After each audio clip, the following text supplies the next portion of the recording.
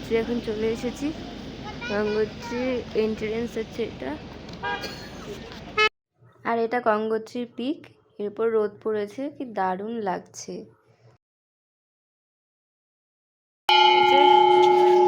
আমরা গঙ্গোত্রী চলে এসেছি। গঙ্গোত্রী মন্দির,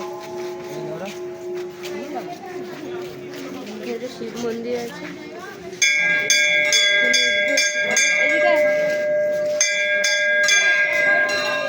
ওইদিকে আর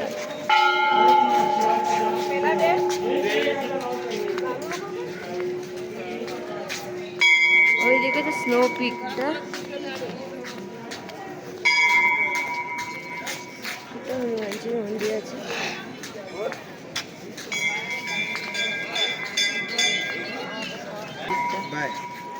এই হচ্ছে গঙ্গাজির মন্দিরটা।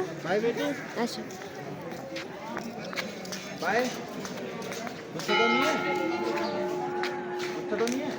স্নো পিকটা দারুণ লাগছে। এটা হচ্ছে গঙ্গা মন্দিরে যাচ্ছি এখন।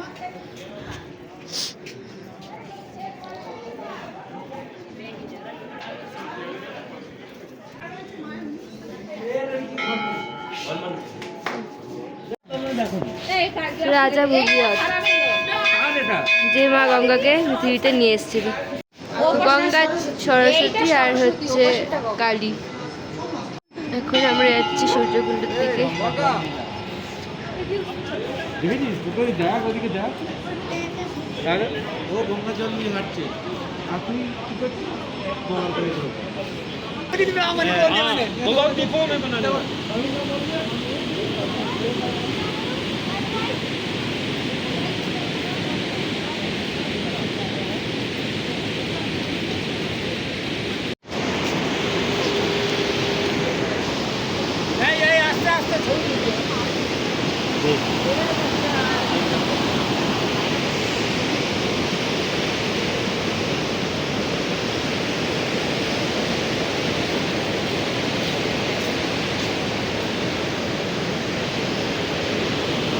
গঙ্গাটা কি লাগছে এখান থেকে, স্রোত।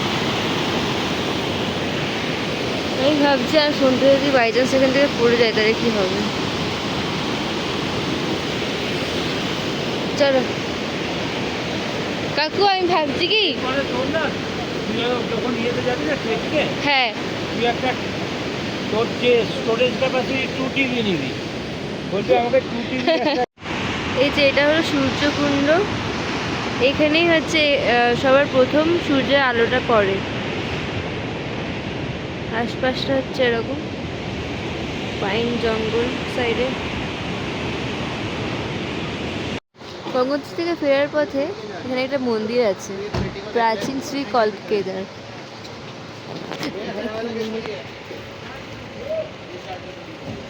এটা একদম আমাদের যে কটেজটা তার পাশেই। এই সামনে করবো তো।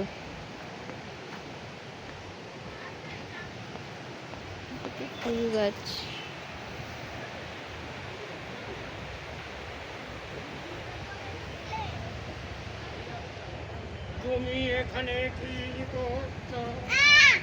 চলো চলো। মন্দিরটা দেখো, এখানে নাকি আরো 3টে মন্দির ছিল। তো কথায় বলে যে, মানে ওরাই বলছিল যে 3টে মন্দিরের মধ্যে, না সরি, হ্যাঁ এটা নিয়ে 4টে মন্দির, আরও 3টে মন্দির ছিল, সেগুলো সব গঙ্গা নিয়ে নিয়েছে, আর এই একটা মন্দিরই আছে। তো ওদের কথা অনুযায়ী এই মন্দিরটা যেদিনকে গঙ্গা নিয়ে নেবে সেদিনকে নাকি পৃথিবী ধ্বংস হয়ে যাবে। দেখো ভর্তি আপেল গাছ, আর আপেল হয়েও রয়েছে।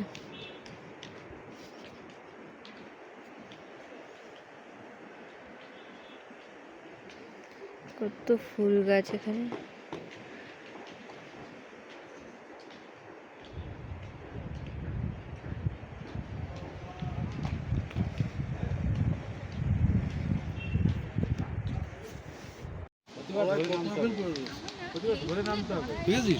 যে গঙ্গাটাকে এদিক দিয়েই যেত, কিন্তু ওটা এখন চড়া পড়ে পড়ে টার্ন নিয়ে এই সাইড দিয়ে, মানে এই পাশ দিয়ে চলে গেছে। তাহলে মন্দিরটা তোমাদের দেখাই, আর নিচে আরও যে 3টে মন্দির ছিল সেইটারও ছবি রয়েছে, সেটাও দেখাচ্ছি তোমাদের।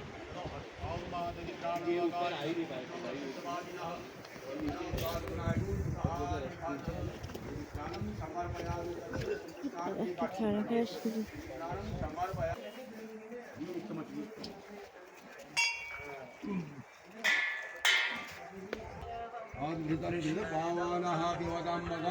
বাকি 3টে মন্দির যেগুলো এখন আর নেই।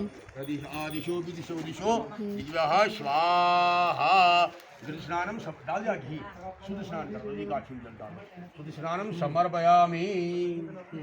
शायद में रखा हुआ এটা গঙ্গার জল, हो गया। আর এর ভেতরে হচ্ছে মহাদেব থাকে। रुक जाओ। সবসময় তিনি নাকি জলমগ্ন হয়েই থাকেন ভেতরে। তো আমরা এখন এখান থেকে বেরিয়ে যাচ্ছি।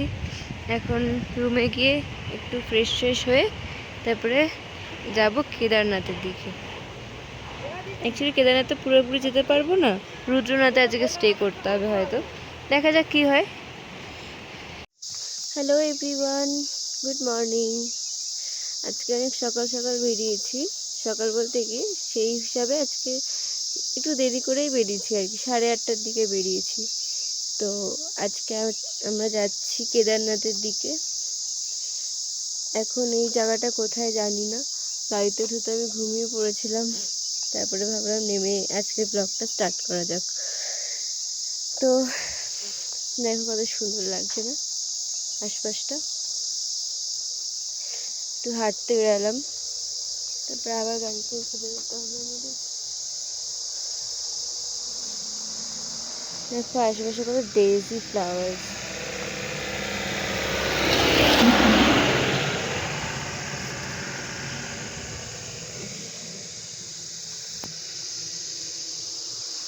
আর এখন বাজে এখানে 10:36।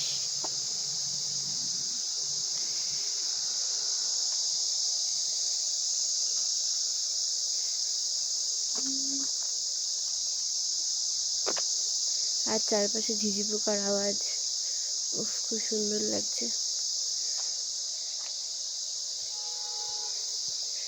চলো আগে যাই। এটা কি তোমরা কি কেউ জানো? জানলে কমেন্টে অবশ্যই জানিও। এখানে একটা দুর্গা মন্দির আছে, এর বাইরেই এই যে জায়গাটা দেখছো, এখানে দেখো বলি হয়। এই দেখো সব রক্তের দাগ লাগানো, এখনো বলি হয় এখানে। এই যে রক্তের দাগ লাগানো কেন? বলি হয় তাই, দেখছো? কেন বলি হয় কেন? সেটা জিজ্ঞেস করবো, চলো মন্দিরটাও দেখাচ্ছি তোমাদের। দাঁড়াও,